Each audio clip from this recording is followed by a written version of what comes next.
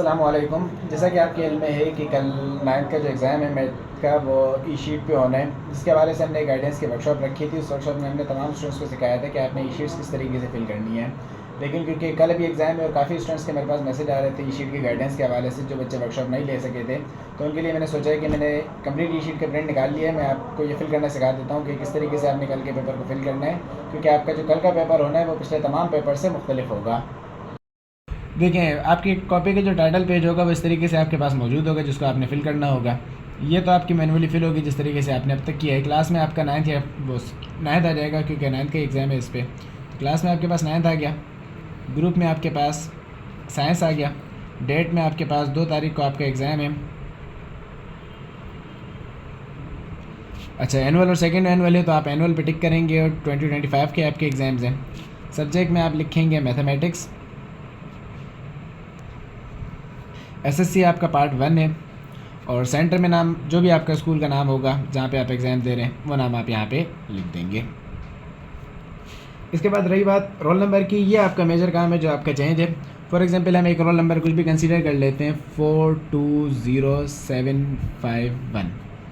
ये roll number आपने लिख दिया। अब आपने इस रोल नंबर को इस पर फिल करना है। अब फिल करने का इसके तरीक़ेकार ये होगा कि जो फर्स्ट आपका नंबर है 4, तो आप इस 4 को कंप्लीट 100% फिल करेंगे, क्योंकि ये काम मैनुअल चेक नहीं होना, ये आपका मशीन के ज़रिए चेक होगा, तो उसके लिए आपका ये 100% फिल होना लाजमी है। ये आपने 4 को फिल किया। सेकंड डिजिट आपका 2 है तो ये 012, आप 2 को कंप्लीट फिल करेंगे।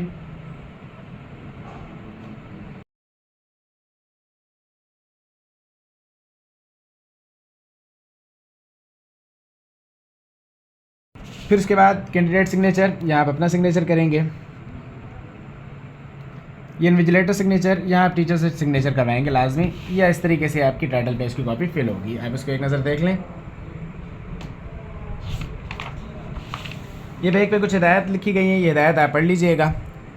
ये आपका पेज है, इस पेज को आपने इस्तेमाल नहीं करना। ये आपकी एमआर शीट है, ये आपको फिल आपके इसमें होंगे एमसीक्यूज़ फिल। सेम उसी तरीके से जिस तरीके से हमने रोल नंबर फिल किए थे, उस तरीके से अब आपने इस शीट पे अपने एमसीक्यूज़ को फिल करना है। अब एमसीक्यूज़ में इससे पहले आप ये कर रहे थे कि अपनी नॉर्मल कॉपी पे आप एमसीक्यूज़ के आंसर उतारते थे। अब आपने इस तरीके से नहीं करना। अब फॉर एग्जांपल आपके पास पहला एमसीक्यूज़ है, उसका करेक्ट आंसर आपको लग रहा है कि बी है, तो आपने जिस तरीके से रोल नंबर के कॉलम में फिक्स किया था इसी तरह फिल किया था, इसी तरीके से आप यहाँ भी इसको 100% फिल कर देंगे बी को। ठीक है, फिर आपको लग रहा है कि दूसरे का डी करेक्ट आंसर है, आप डी को फिल कर दें। इसी तरीके से जिस एमसीक्यूज़ का जो करेक्ट आंसर होगा 15 एमसीक्यूज़ को यहाँ पर फिल कर लेंगे। आपने टिक नहीं लगाना और आपने सिर्फ सर्कल करना है और कुछ भी नहीं करना। आप यहाँ पे देख लें तो ये सारे रॉन्ग मेथड्स हैं, ये आपका करेक्ट मेथड है। और इसके अलावा अगर आपने एक ही में 2 ऑप्शंस को फिल कर दिया, उसके बाद फिर आपके पास कोई चांस बचेगा नहीं, क्योंकि आपने एक ही दफ़ा एक को करेक्ट फिल करना है। इसमें आपके पास समझे कि सेकंड चांस है नहीं, आपने कर दिया तो वो फिर आपका एमसीक्यू चेक ही नहीं होगा। और दूसरी बात, आप इसको फिल करने के लिए तो बॉल पेन का इस्तेमाल करें, इंक पेन का आप बिल्कुल भी इस्तेमाल ना करें। आप ब्लू या ब्लैक बॉल पेन की मदद से आप इसको फिल करें। और दूसरी चीज़ आप देखें, जब मैं फिल कर रहा था तो मैं खड़ी पेन से फिल नहीं कर रहा था, आपका पेज डैमेज होने के चांसेस हैं। आप इस तरीके से पेन को लिटा कर कंप्लीट उसको 100% क्या करेंगे, फिल कर लेंगे। ठीक है, यह तो आपके हो गए OMR की तरतीब। अब इससे आगे हम बात करें तो ये कंप्लीट आपकी ई शीट है जो आपकी कंप्यूटराइज चेक होनी है। इसके लिए आपने जिस बात का सबसे ज़्यादा ख्याल रखना है वो ये कि आप इन QR कोड को और इन बार कोड पे गलती से भी कोई भी मार्किंग ना करें, वरना आपकी चेकिंग में काफ़ी इश्यूज़ आएंगे। ठीक है, इसको तो आप बिल्कुल भी गलती से भी इसके ऊपर कोई भी मार्क नहीं आना चाहिए। दूसरी बात, इसमें जितनी लाइन्स हैं इस लाइन से बाहर आपने बिल्कुल भी नहीं जाना है। जितनी आपकी लाइन्स दी गई हैं आपने इसी लाइन्स के अंदर अंदर पेपर करना है कंप्लीट अपना। ठीक है, इस लाइन के बाहर जितना भी हिस्सा जाएगा आपका वो चेकिंग में आएगा नहीं, क्योंकि मैनुअली चेकिंग नहीं होनी, चेकिंग कंप्यूटराइज होनी है, तो लाजमन है कि आप इन लाइन्स के अंदर अंदर ही काम करें। और ये क्वेश्चन नंबर 2 का 2 है। फॉर एग्जाम्पल मतलब क्वेश्चन नंबर 2 का मतलब ये होता है कि आपको जो सेक्शन बी है ये उसका पहला सवाल है, क्योंकि जो क्वेश्चन नंबर 1 होता है वो आपका एमसीक्यूज हो जाता है, ये आपका सेक्शन बी का पहला सवाल है। आप यही क्वेश्चन अटैम्प्ट कर रहे हैं, पहला ही सवाल अटैम्प्ट कर रहे हैं, तो आप यहाँ पे इसको कंप्लीट सॉल्व करेंगे। आप पहला सवाल अटैम्प्ट नहीं कर रहे, आप तीसरा सवाल पहले अटैम्प्ट कर रहे हैं, तो आप इसको काट के 3 नहीं कर सकते, आप ये पेज ब्लैंक छोड़ दें। आप यहाँ पे आ जाएँ, ये क्वेश्चन नंबर 3 है, आप फिर यहाँ पे चूज़ कर लें। अब इसके बाद 4 करना चाह रहे हैं 4 यहाँ पे करें, 4 नहीं करना चाह रहे हैं 5 अटैम्प्ट करना चाह रहे हैं तो आप 5 यहाँ पे आके अटैम्प्ट करेंगे। ठीक है, इसी तरीके से ये सारे आपके क्वेश्चन सेक्शन बी के हैं। आप इसमें से जितने अटैम्प्ट मतलब जो आपने अटैम्प्ट करने होंगे वो आप अटैम्प्ट करेंगे। और यहाँ पे आपका सेक्शन बी ख़त्म हो रहा है।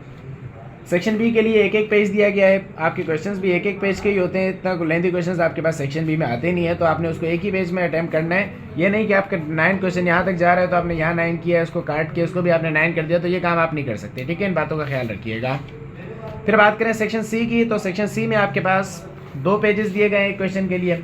सेक्शन सी में आप ये वाला क्वेश्चन नंबर 12 भी अटैम्प्ट कर रहे हैं तो यहाँ पे और यहाँ पे आएगा, ठीक है। सेक्शन सी के लिए 2 पेजेस दिए गए हैं, तरतीब उसकी भी सेम है जो उस पर थी। और दूसरी बात रही ग्राफ पेपर की, जो आपके ग्राफ का क्वेश्चन है उसको आप अटैम्प्ट यहाँ करेंगे, ग्राफ अटैम्प्ट करेंगे और उसके ग्राफ आप यहाँ पे बनाएंगे। इस ग्राफ को भी ज़रा एक नज़र देख लीजिएगा आप सही से, ठीक है। यहाँ पे आपने ग्राफ अटैम्प्ट करना होगा। ग्राफ अटैम्प्ट करने के लिए या तो आप डार्क पेंसिल इस्तेमाल करें या आप पेन भी इस्तेमाल कर सकते हैं। मैं तो आपको रेकमेंड करूँगा कि आप डार्क पेंसिल इस्तेमाल करें इसके लिए, ठीक है।